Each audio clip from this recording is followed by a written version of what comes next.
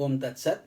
My humble prostrations to the all-pervading Brahman or God, to my worshipful Guruji, Swami Jyotirmayananji Maharaj, to all the sages and saints, and to each of you, divine soul, watching today's satsang. So let's get started. Today we will be studying Sutra number 50 from the Raja Yoga Sutras of Patanjali Maharaj, commentary by my worshipful Guruji, Swami Jyotirmayananda Ji, and narrated by myself, Swami Nikhilananda.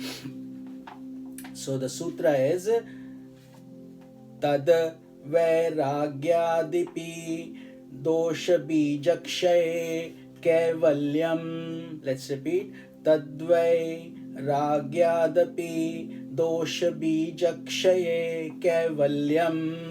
So the meaning is, by developing dispassion even towards the development of omniscience and supreme mastery over nature, and with the destruction of the root of the evil, which is the avidya or ignorance, a yogi acquires liberation. This is so profound, this sutra, that this is where he was doing all this effort to get to that stage of mukti, nirvana, liberation. Yes, this is the same liberation that Buddha achieved, that Jesus achieved, that Rama, Krishna, and so many, my Guruji, Swami Jyotirmayananda Ji, all these saints and sages who have worked hard and gotten to that point, they have connected themselves to the universal consciousness, and therefore we can also achieve this. This is our within our rights, within our ability to do, but then we have to be totally one pointed with a firm resolve that we can attain this.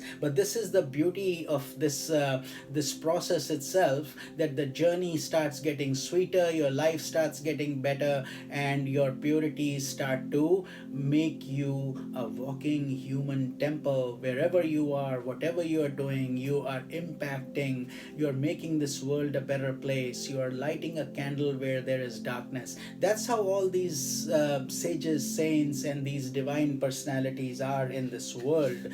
They make so many things, they do so many things for the benefit of humanity. Most people don't even know or understand, but this is what a yogi does. As a reward, he has been able to connect to that divine consciousness through these different steps. As mentioned in the last sutra, the yogi's mastery over nature and his acquisition of omniscience are the results of lower samadhi, as we had talked about in please see the last sutra for those who are just watching this. And I encourage each of you serious souls to follow each sutra at a time, so you can have progressive improvement and growth when you go through these sutras. But as the yogi advances beyond the lower samadhi, he will now go into asampragyat samadhi. Remember, we talked about it. The lower samadhis still have a seed, so the seed can germinate, and when it germinates, the world process is not terminated. Therefore, to terminate the world process, we need to be into asampragyat samadhi. That is the highest samadhi. That is called the seedless samadhi, the state of revelation or growth, where there will be no more birth and death. You will forever terminate that process. That is called the highest samadhi. There is nothing higher than that, according to Patanjali Maharaj. So he develops dispassion. A yogi develops dispassion even to these siddhis, to omniscience, to mastery over the elements and stuff. Why? Because he knows his ultimate goal is liberation. It's not to get stuck in these siddhis. And that is why sage Patanjali time and again continues to warn us that even before reaching into the gateway of liberation, there is a door to hell. So we can easily get distracted even at that final stage. So it's like a razor edge sword that we are walking on. Every step should be full of focus, dedication, service, one pointedness.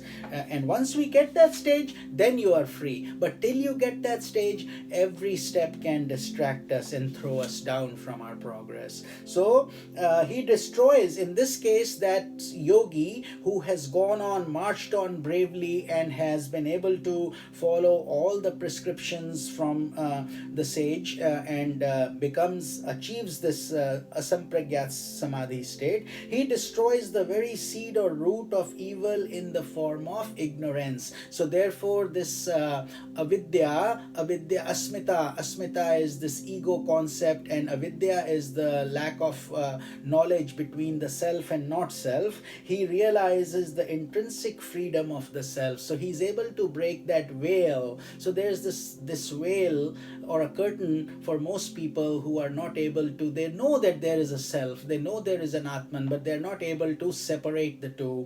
But in this case, the yogi, through the force of his tapasya, penance, understanding, and practice, he has now gained that freedom. And once that veil is lifted, he sees himself as absolute existence, knowledge, and bliss. He sees himself as Sat Chit Ananda. So therefore, in other words, he communes with Brahman. He has connected to that very essence of the divinity principle that has created life form. He becomes free from the cycles of birth and death, destroys the cause of pain, and experiences infinite bliss. Such is the nature of Kaivalya, or liberation. And therefore, for this reason, sage Patanjali has given us the 4th chapter also, which is called Kaivalya Path, so we can understand what is that state of liberation. In the Bhagavad Gita also, Lord Krishna guides Arjuna on the signs of a liberated sage. What does liberation look like? How does a person behave, and so on, and how does he feel? So these are very important things, and we will continue these as we continue our journey together on this. Like I said, Vibhuti Pad has a total of 55 sutras. So we have covered sutra number 50. So for those of you who have stuck with me so far and who are consistently following this, I hope you go back and see before you started Raja Yoga Sutras and compare it now to today, how you're feeling, I'm assuming you're doing the actual practice with it, because otherwise it becomes theory. Just listening to it is not enough. Then we have to listen to the sutra and then implement it in our life, make it a part of your daily spiritual practice. Even if it's for 10 or 15 minutes, doesn't have to be a lot, but you start from there, and then you if you feel that you have the time and the capacity, the intensity, then you can grow with it as you can according to your capacity. But you will see, like I said, tangible benefits in every dimension of your life, and the proof of the pudding is in its taste. So when you taste it, your belly is full, plus you enjoy, you feel you are in that state where you would like to be. So this is Swami Nikhilananda, and we will cover sutra number 51 tomorrow. Om Tat Sat.